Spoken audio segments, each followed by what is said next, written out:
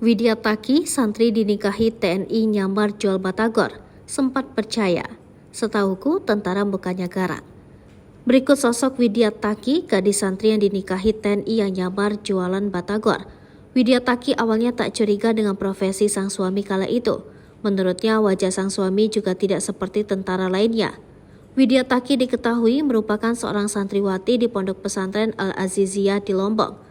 Nama Widya Taki menjadi sorotan usai dirinya menceritakan kisah cintanya dengan sang suami lewat akun TikTok Widya Taki.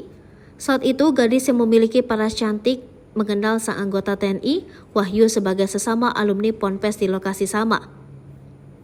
Usai perkenalan tersebut, keduanya semakin dekat dan selalu berkomunikasi jarak jauh.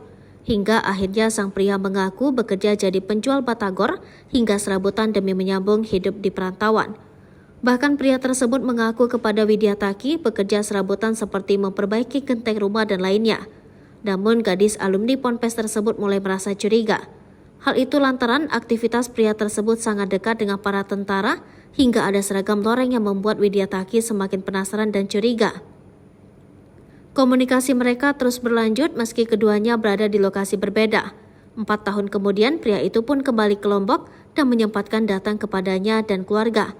Dari kedatangan itulah akhirnya pria tersebut mengaku jika profesi aslinya adalah seorang anggota TNI. Akhirnya dia ngobrol sama bibiku dan kebongkar dia kerja apa ceritanya.